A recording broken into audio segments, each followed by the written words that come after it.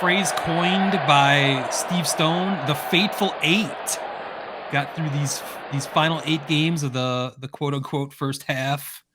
That was going to change your season. It was going to tell you the direction of your Chicago White Sox for 2022. Those 8 games, you ended up 5-3, which is not bad. Not bad. I mean, I think you're on the upswing, especially the way that you kicked the fuck out of the Twins in Yeah, Minnesota this weekend. I we think you got to just have a positive outlook at this point. I'm very positive. I'm glad we decided to wait. I feel like I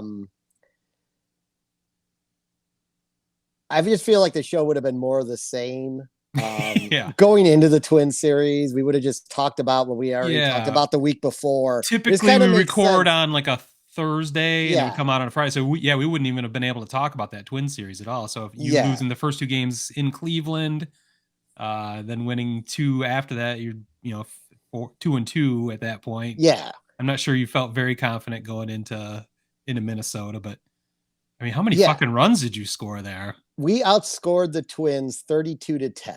It was a old fashioned ass whooping. Even most of those 10 were just against Lance Lynn. Yeah, well, the 6 were against Lynn. On my but even team, that game, they had the guys on base to win that game. They just couldn't get that.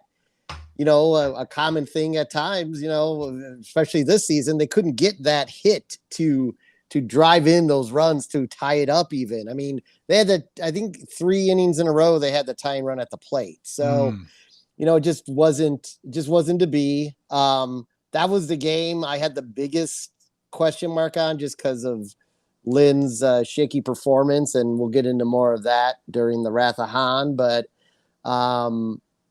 overall, I mean, the response from the second game of the doubleheader on has been anything a White Sox fan could have hoped for, going 5-1 from that point on the series and finishing what is easily their toughest stretch of the year, 18 games in 17 days.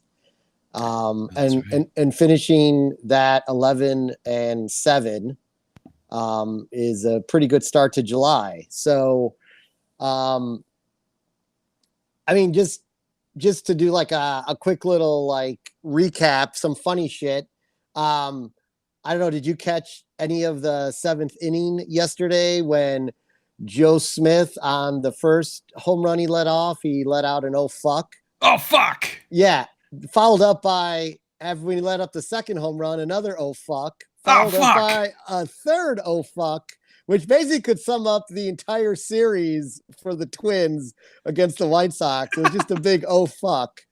I heard Chuck Garfien talking about that on their podcast this afternoon. I didn't actually. Sorry, I was not watching your White Sox on Sunday. Well, I know sometimes they don't. If they're not competing with one of your over 500 never mind teams, you watch them. So I just wanted to make sure people understood I was doing Chuck Garfien's impression of Joe Smith saying "oh fuck" over and over. Hilarious. Yeah, I mean,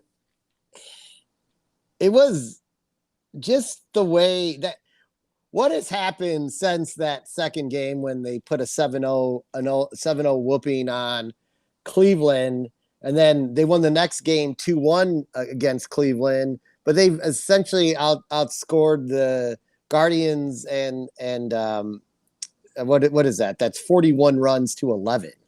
I mean, that's getting their run differential back in the right shape.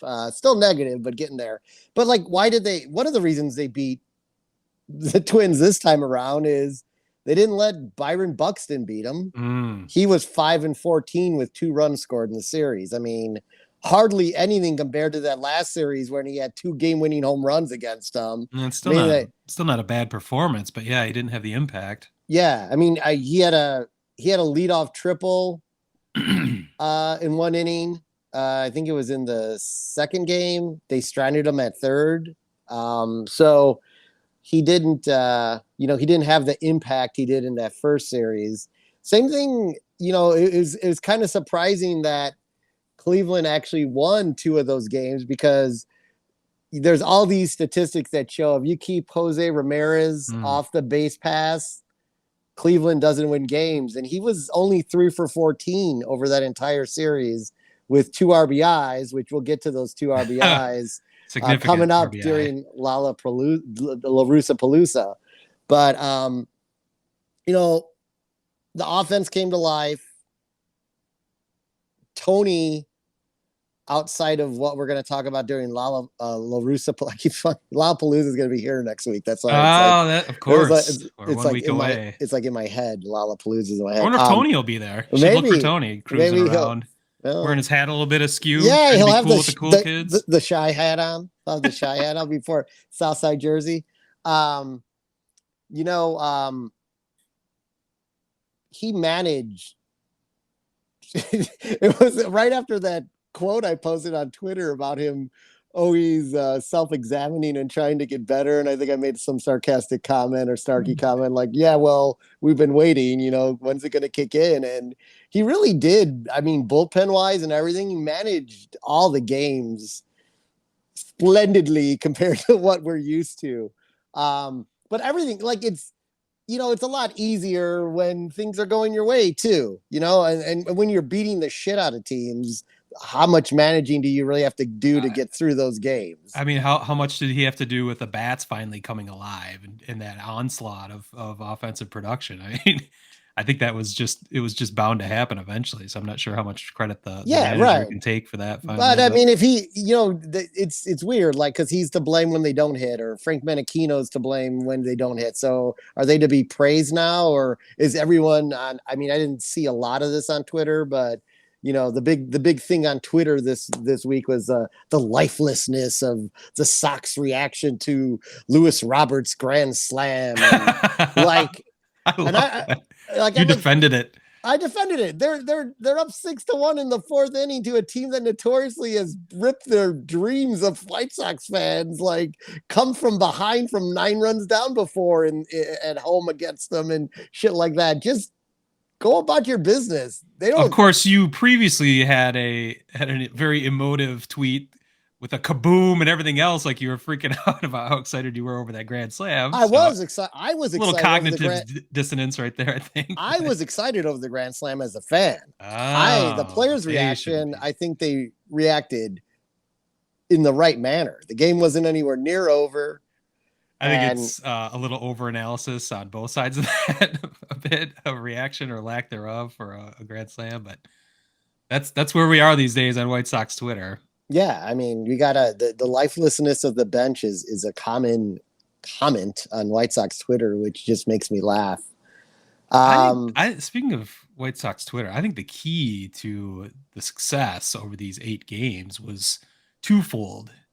It was Steve Stone coining the phrase "the Fateful Eight," putting the fate of your 2022 season on those 8 games in Cleveland and Minnesota, and coupled with the graphic you and I came up with, basically on the Hateful Eight, turning into the Fateful Eight, which I think I sent you the updated one. We'll post that eventually with the 5 wins and 3 losses chronicled for all of history. Yeah, and Steve Stone liking our tweet. I tagged him in it because giving him proper credit where credit was due, and he was the first person to like it. So it didn't even take that long. And he probably blocked us soon thereafter. That's been my experience. He then listened to the podcast and he was never heard from again. Our few brushes with celebrity have not gone well after a short time. So we might be seeing a block notice from him eventually, but maybe. I don't know. He seems to have a pretty decent sense of humor. I think so. We've expressed our admiration for both him and Benetti. So how could he not like us? Yeah. Some other, like, for over these 8 games, Yo-Yo woke up. His OPS was 994 over the last week that'll help in Cleveland and Minnesota. Andrew Vaughn, 2 homers, 9 RBIs, 529 average with 2 doubles and 9 hits in the Minnesota series alone. Wow. Those are just his numbers in Minnesota. Joe Kelly finding his way. Last 4 starts, 4 relief appearances, and 2 in Cleveland, 2 in Minnesota. 4 innings, 1 hit, 1 walk, 6 Ks, and 0 runs. So, some of the guys we expected to depend on have been coming around. But of course,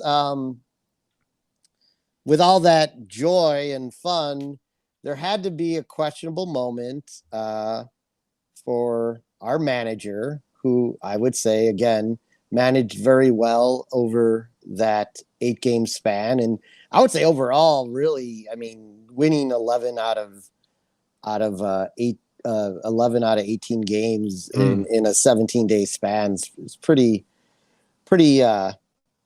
decent job there.